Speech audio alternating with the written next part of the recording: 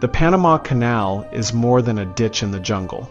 It's a triumph of human ingenuity that forever changed global trade. Picture a massive ship being lifted 85 feet above sea level by giant concrete locks, then gently lowered into another ocean. This man-made artery across the Americas saved ships from a dangerous 14,000-mile detour around Cape Horn, slashing journeys by nearly 8,000 miles. Built over a century ago at immense cost, it remains one of the largest and most challenging engineering projects ever undertaken. In this deep dive, we'll explore the riveting history of the canal, from its audacious construction and U.S. dominance to its handover and the geopolitical shifts that followed. We'll also examine the current controversies, including U.S. concerns over China's growing influence, and why this canal is still a critical lifeline of global trade. By the end, you'll see why the Panama Canal's story is as dynamic as the ships that transit it. The dream of a canal through Panama dates back to colonial times, but it wasn't until the late 19th century that serious efforts began. France was the first to try. In the 1880s, famed canal builder Ferdinand de Lesseps, who built the Suez Canal, led a French effort in Panama. But tropical disease and poor planning led to 20,000 worker deaths and financial collapse. The rainforest, the massive Culebra Cut, and relentless yellow fever and malaria made it an impossible task. Then came the United States in 1904. President Theodore Roosevelt pushed forward with an ambitious plan, taking over the failed French project. The U.S. approach was radically different. They implemented extensive mosquito control to defeat disease and designed a system of locks and an artificial lake to manage the challenging terrain. Instead of a sea-level canal, they built Gatun Dam to create Gatun Lake, with giant lock chambers to raise and lower ships. By August 15, 1914, the Panama Canal officially opened, just as World War I began. It quickly became a gateway of commerce, but it was effectively an American stronghold. The U.S. controlled the canal zone and managed operations, reaping strategic and economic rewards. For Panama, however, U.S. control was a bitter reminder of lost sovereignty. Tensions simmered for decades, flaring into protests and violent clashes. By the 1960s, calls grew louder for Panama to take ownership, setting the stage for a historic shift. The turning point came in 1977 when U.S. President Jimmy Carter and Panamanian leader Omar Torrijos signed the Torrijos-Carter treaties, agreeing to a 20-year transition of control. By December 31st, 1999, Panama assumed full administration of the canal through the Panama Canal Authority, ACP. The handover was peaceful and smoother than many skeptics had predicted.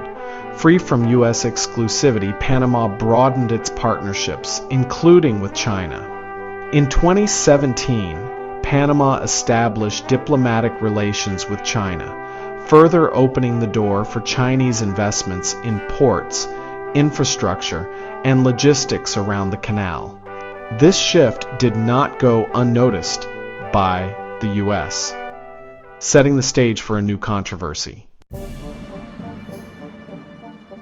The Panama Canal is now a focal point in the U.S. China rivalry. The United States, which built and controlled the canal for nearly a century, still considers it a vital strategic asset. China, for its part, has increased its economic footprint in Panama, investing heavily in ports, logistics, and infrastructure. This has sparked concerns. Is China quietly taking control of the Panama Canal? Some American politicians claim growing Chinese influence could threaten the canal's neutrality. For example, a Hong Kong-based company, Hutchison Ports, has a long-term concession to operate ports at both ends of the canal. Critics worry this could give China leverage, but Panama alone controls canal operations through its Panama Canal Authority. The locks, canal pilots, and transit security remain in Panamanian hands. What China does have is a growing commercial presence. Panama even joined China's Belt and Road Initiative in 2018, securing infrastructure investments. However, the U.S. Panama Neutrality Treaty allows the United States to intervene militarily if the canal's neutrality is threatened, underscoring how seriously Washington views the situation. For now, Panama walks a tightrope, balancing its economic opportunities with China, while maintaining neutrality to avoid being caught in the superpower struggle. Why all the fuss? Because the Panama Canal remains vital to global trade. Each year, it handles 13,000 to 14,000 ships, carrying 5% of total world trade. For the U.S., the canal is even more crucial. 40% of its container cargo passes through Panama. Every ship that crosses pays a hefty toll, generating billions in revenue for Panama. The canal is a lifeblood of global commerce, reducing shipping times, cutting fuel costs, and keeping supply chains efficient. But despite its success, the canal faces serious challenges. One major challenge is climate change. The canal depends on freshwater from Gatun Lake, but droughts have lowered water levels, forcing restrictions on ship traffic. In 2023, extreme drought forced the canal to limit transits per day. Without reliable water supply, the canal's future is uncertain. To address this, the Panama Canal Authority is investing in water conservation and considering new reservoir projects. But climate unpredictability is a growing risk. Politically, Panama must also manage the delicate balance between U.S. and Chinese interests. Can it keep the canal truly neutral in a world increasingly divided by superpower rivalries? Meanwhile, emerging shipping alternatives, such as the Arctic route due to melting ice, could challenge the canal's dominance. Will Panama adapt?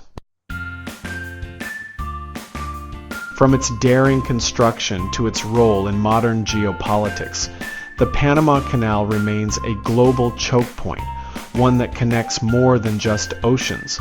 Will climate change force radical changes to canal operations? Can Panama keep the superpowers at bay while safeguarding its economy? The canal's past was filled with drama, and its future will likely spark even more debate. Now, we want to hear from you. Should the U.S. reclaim control of the canal if China's influence grows? Is China's investment in Panama a threat or just business? Will the canal survive climate change? Let us know your thoughts in the comments below. And if you enjoyed this deep dive, like this video and subscribe for more fascinating explorations of history, engineering, and global power struggles. Thanks for watching. Until next time, safe travels, whether by land or by sea.